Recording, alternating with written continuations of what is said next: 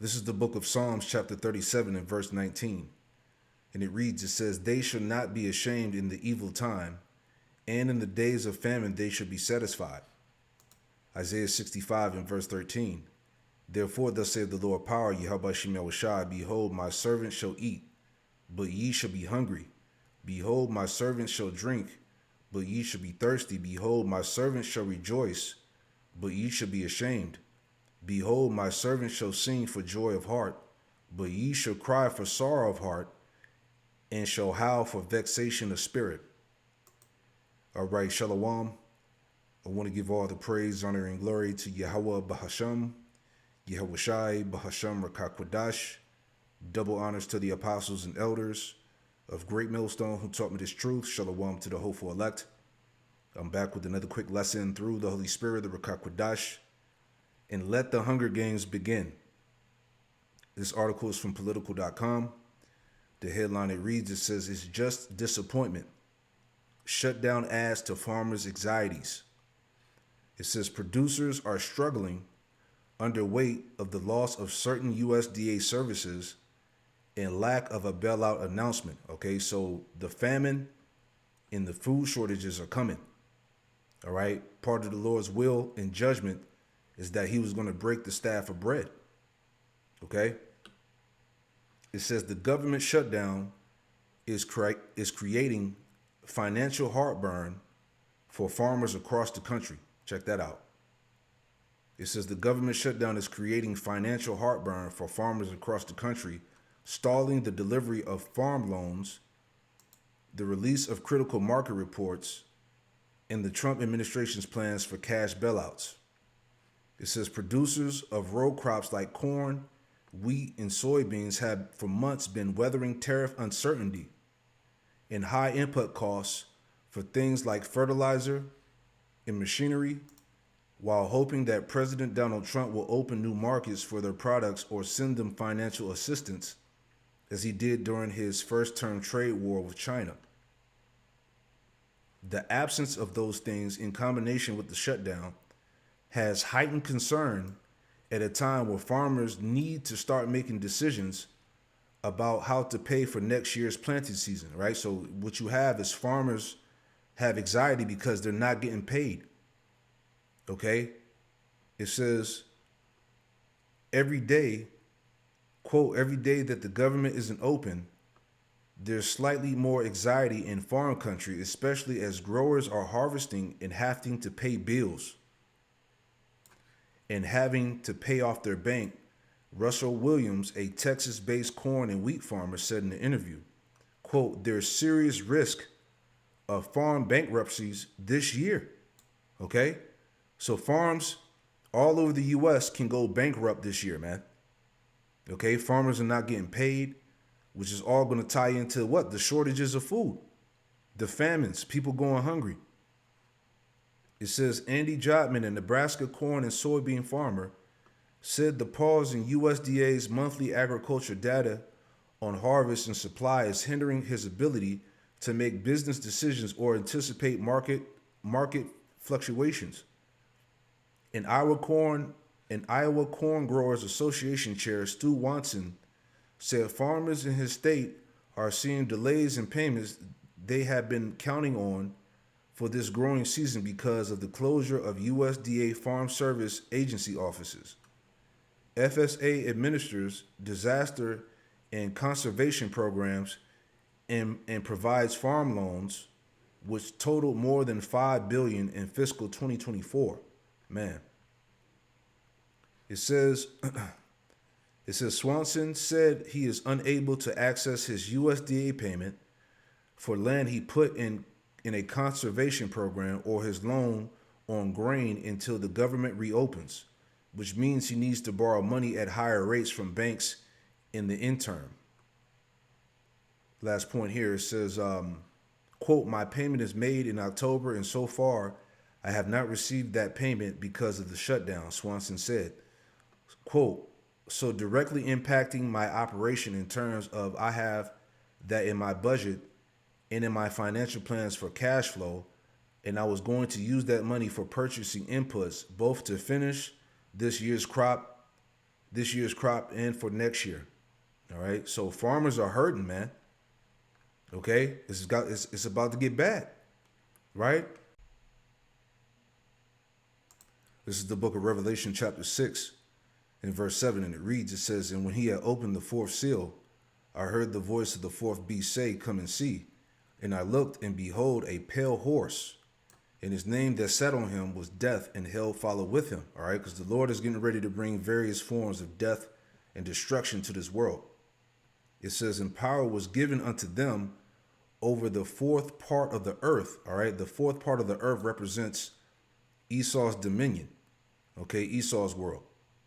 Over the fourth part of the earth to kill with the sword and with hunger and with death and with the beast of the earth. All right, so that hunger, that famine is getting ready to rock the world, man. Okay, with hunger, it said, let me pull that up. To kill with the sword and with hunger. Strong's G 3042. Lemas. Lemas. All right, it says scarcity of harvest time, famine, which we just read. You see, spirit is heavy, right? 2 Ezra 15:1, it says, "Behold, speak thou in the ears of my people the words of prophecy which I will put in thy mouth, saith the Lord, Yahweh Shem Yahushai, and cause them to be written in paper, for they are faithful and true." All right, the words of the Most High of Yahweh Shem Yahushai are faithful and true, man. All right, prophecy is happening. Fear not the imaginations against thee. Let not the incredulity of them trouble thee that speak against thee. All right, so we're in a time now where everything is moving so fast. Okay, we can care less if a nigga don't believe, man. If he want to scoff and mock and come against the scriptures. All right, ultimately that judgment is going to be on that person. Okay, it says, "For all the unfaithful shall die in their unfaithfulness. Behold, saith the Lord, Yahweh Shem Yahushai, I will bring plagues upon the world, the sword, famine, death, and destruction," which we just read. Okay, that's part of the plagues. All right, the hunger, the famine, okay, the food shortages. Let's get into it. Farmers grow weary as tariff fight lingers.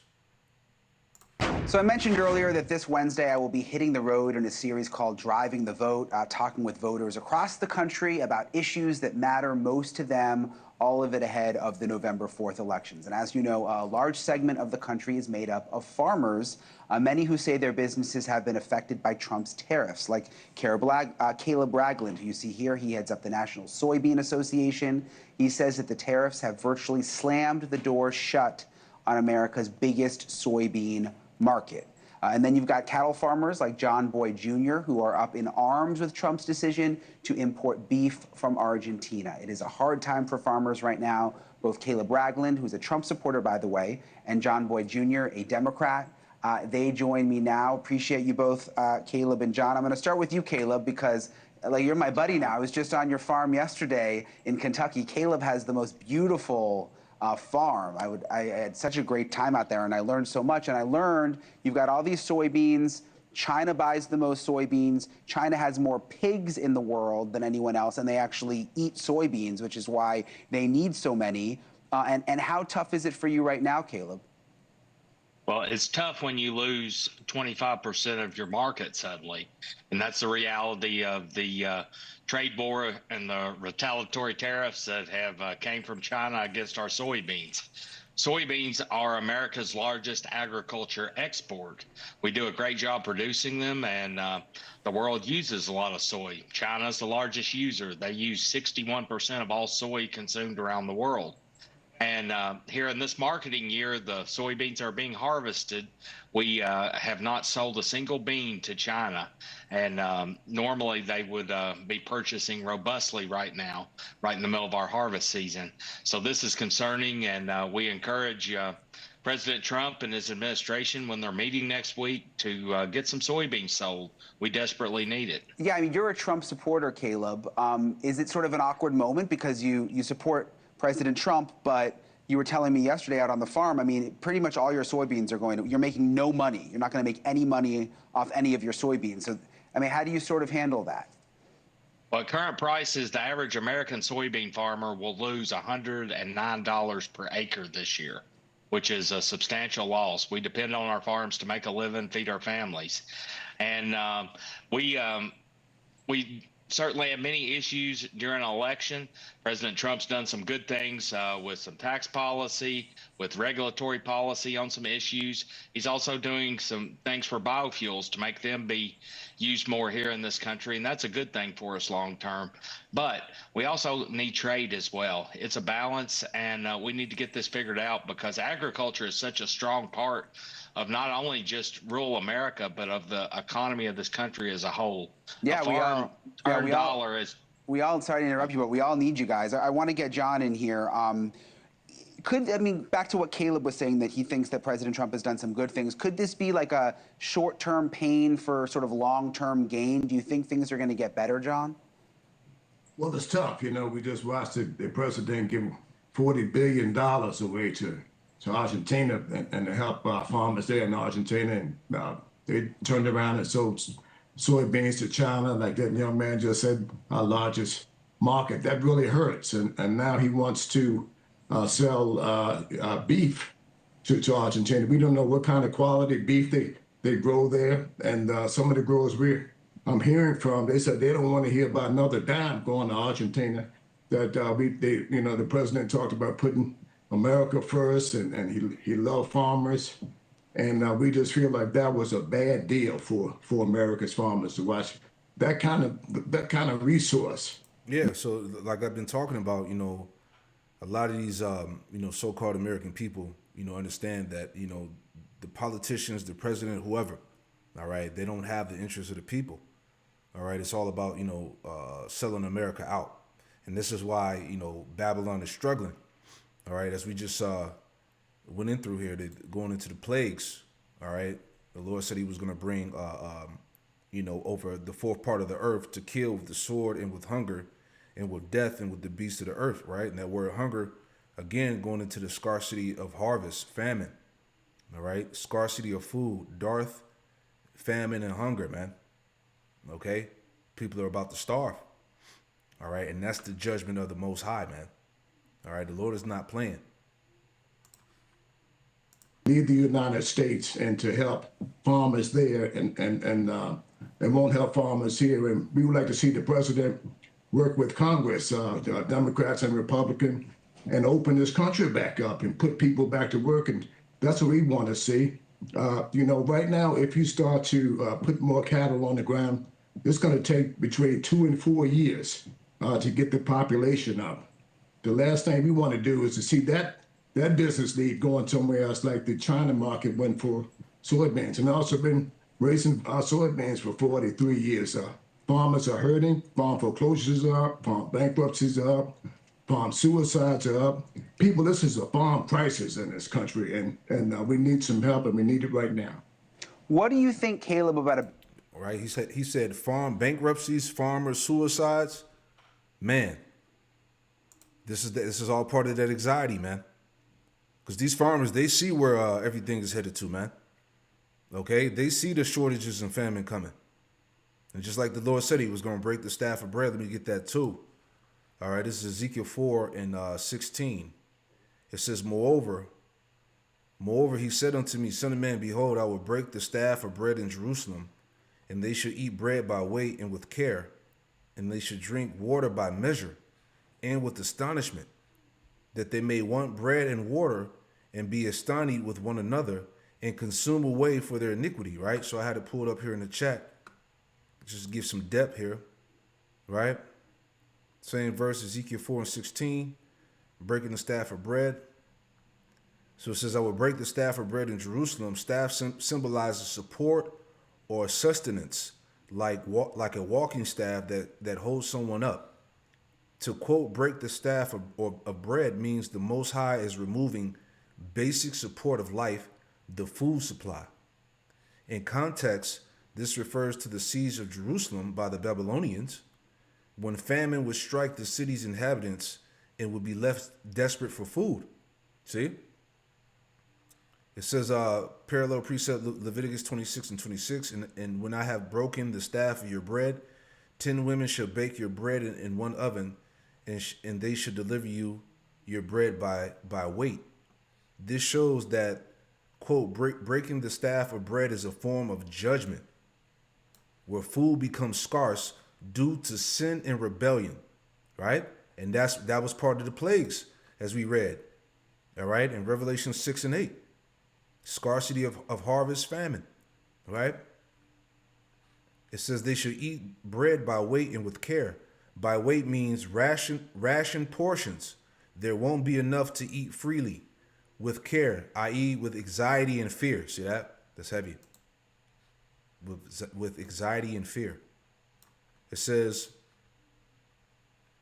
with anxiety and fear reflects the constant worry over whether there will be enough for the next meal. This symbolizes famine and economic collapse, food so scarce that people measure every morsel. And people are not ready for that. Okay? Especially the gluttonous American, you know? It says they should drink water by measure and with astonishment. Water will be strictly rationed, symbolizing drought or siege conditions. With astonishment means shock and despair. The people will be amazed and horrified at how dire their situation has become. Cross-reference Ezekiel 5 and 16. When I shall send upon them the evil arrows of famine, and will break your staff of bread. God repeatedly warns that disobedience brings famine and loss of security. Whew, man. It says, yeah, so we'll go back here. Yeah, so that's the point. All right, so let's go back into the videos here, right? Because hey, you don't want to perish by famine, right? I was just thinking about that. Lamentations 4 and 5. They that be slain with the sword are better than they that be slain with hunger. All right, so it's better for you to perish by the sword than to perish by hunger, famine.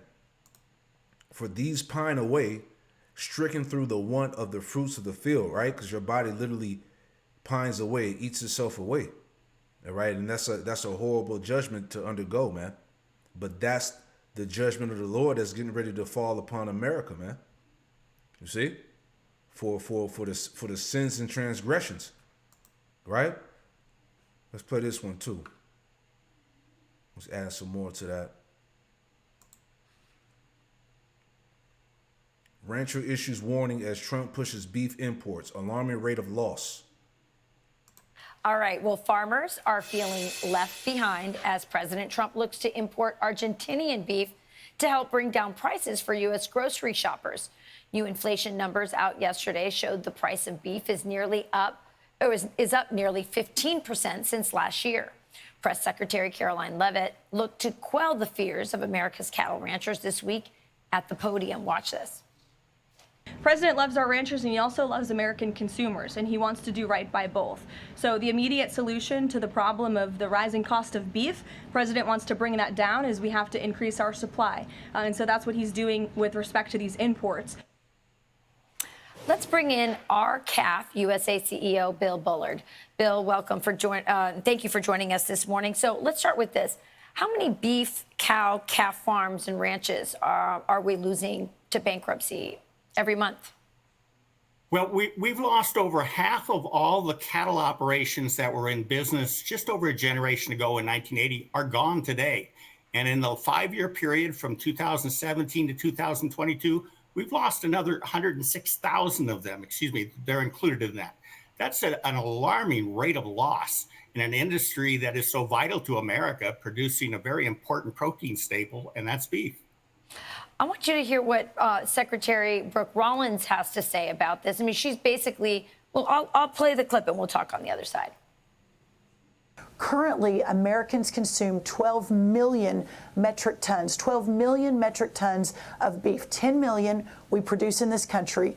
2 million we import. And this is not a new thing. We have long imported the ground beef, sort of the leaner cuts for American consumers. So 12 million total. The Argentinian piece is only about currently 20,000 under a Tarrant quota. So So, Bill, she's basically saying we've been importing beef all along. So, how is it that you think that this addition of the Argentinian beef will impact you and your market? Which, by the way, I should say, ranchers have had a few pretty profitable years, kind of rare, but it's been pretty profitable the last couple of years, right? That's right. But for decades, U.S. ranchers have been unable to compete in the marketplace because they've been unable and not allowed to differentiate their product with a country of origin label. And the beef packers, the highly concentrated packers, 4 of which control 80% of the fed cattle market, have been given unlimited access to imports around the world. This has flooded the U.S. market for decades, and it has rendered our producers unable to maintain their herds, let alone rebuild their herds. Our industry has been shrinking for decades, and we've hit the historic low in 2022, 23, and now, and that's because a drought has accelerated the ongoing decline of the industry, and that has exacerbated the supply situation. But adding more imports to an industry that has suffered as a result of excessive imports is the wrong thing to do. Even though Argentina is a relatively small percentage increase, it's an increase above the record beef imports that we've had for the past 2 years that have displaced domestic production, displaced domestic cows, and driven cattle ranchers off the land. So we need to. Yeah. So you can watch the rest of that. So you get it. All right, let's go back to 2 Ezra 15. All right, this is more of the plagues. All right, this is 2 Ezra 15 and 12. Egypt shall mourn, and the foundation of it shall be smitten with the plague and punishment that the Most High shall bring upon it. They that till the ground shall mourn. All right, this is going into the farmers, the agriculture, man. All right, these farmers are in mourning. They're not getting paid. They're not producing. They don't have people to maintain the crops. You know, this is a time of mourning, all right, for these farmers and the people. They that till the ground shall mourn, for their seed shall fail through the blasting and hail with a fearful constellation. All right, so products are not being manufactured, man. The shortages are coming. All right, these are the plagues, the judgments. Okay, the Lord said again that he was going to break the staff of bread. All right, people are going to go hungry. It's about to be a very, very heavy time. You know, this is from the Collapse News, collapse.news. Government shutdown jeopardizes air travel. SNAP funding hangs in the balance. Let's play a little bit of that as well. All right, because people are panicking over the SNAP. Over 40 million something Americans are not going to be able to have the benefits, not be able to feed their families. All right. So this is all tied to that scarcity. All right. Over 41 million recipients of the Supplemental Nutrition Assistance Program, also known as SNAP, could lose food stamps by November 1st, next Sunday, a week from today, as funds for the critical program are set to run out as part of the shutdown. The Agriculture Department says they are not able to use $6 billion of contingency funds during the government shutdown. And any state that covers expenses on their own will not be reimbursed. News Nation's Alicia Nieves joining us now. Alicia, good morning. Walk us through what this means for millions of Americans. Yeah, I've been following this closely for a week now. And for the first time, we are now hearing the USDA explicitly say here that there are going to be no more SNAP benefits. This well, as the USDA says, it runs dry come November 1st, less than a week from now. SNAP benefits, they provide low-income Americans with money usually loaded on an electronic card to purchase things like food and groceries. Eligibility, of course, depends on factors like household size and income. And in a post on its website, the department says the well has run dry, directly blaming Senate Democrats, accusing them of blocking funding 12 times while holding out on issues like health care that Republicans say is, quote, for illegal aliens and for gender mutilation procedures. But politics aside here. Yeah, that's crazy. All right, the well has run dry. All right, and here it is. They got the money to feed the people, but they're using it elsewhere. All right, we just saw in the video, 40 billion going to Argentina. All right, they want to use money to go to, surgeries and just madness. This place is over with, man. Again, this is about to be like a time like no other. here. This decision impacts, as we pointed out a moment ago, over 41 million Americans, most families with children, older adults, people with disabilities, and yes, many working families. Some of the hardest hit states are states like Louisiana, Oklahoma, New Mexico, Oregon. They have more than 15% of their population depending on these food stamps. More than 200 House Democrats have urged the agency to tap into those billions of dollars in emergency funds here to prevent this funding gap. But the USDA, as you point out, insists those funds aren't legally available to states or to them, and that states that try to cover the cost themselves, these states will not be reimbursed. But got to point out, questions linger. If the administration was able to reappropriate funds to pay the military, why is it unwilling to do so here? Either way, the clock is ticking. 41 million Americans in a couple of days from now may not have this food assistance and may not even have food on their table, which is a scary thought. That is terrifying. There is a new Republican bill. It was Man, let's go to let's think about that Job. All right, Job 5:19. This is Job 5:19. He shall deliver thee in 6 troubles, yea, in 7 there shall no evil touch thee. In famine he shall redeem thee from death, and in war from the power of the sword. Thou shalt be hid from the scourge of the tongue, neither shalt thou be afraid of the destruction when it cometh. At destruction and famine thou shalt laugh, neither shalt thou be afraid of the beasts of the earth. For thou shalt be in league with the stones of the field, and the beasts of the field shall be at peace with thee. All right, so again, the Lord's elect are going to be preserved from these troubles. Okay? introduced on Friday to fund SNAP during the shutdown. Do we know what happened there? Yes, the Republicans introduced this bill, but like the shutdown, it really hasn't gone anywhere here. It's being called the Keep SNAP Funded Act, and it would let benefits continue until the USDA gets funds, fully funded when this government shutdown ends and things resume. It's gaining support from House Republicans. One Republican, even on the show yesterday, brought up the broader issue here, Rep. Dan Newhouse. Just take a listen to what he had to say. SNAP program is a much larger program that the Department of Agriculture just does not have the money available to keep that open without the government being open. So I'm very concerned about that. Again, the Democrats vote against keeping the government open at least twice a week, and then they immediately go to the microphones and complain about the government being closed. Yeah, the blame game continues here. Democrats, for their part, they aren't backing this bill. Many still arguing, again, the USDA already has a tool to avoid the funding gap, even without new legislation. But so far, no agreement, no actions, kind of a stalemate here. And these are American lives being leveraged in this political kind of back and forth in D.C. Hopefully we'll get better news tomorrow around noon. Fingers crossed. Yeah, there you go. So we're going to just continue to watch and see. All right, it's getting ready to go down. Shalom.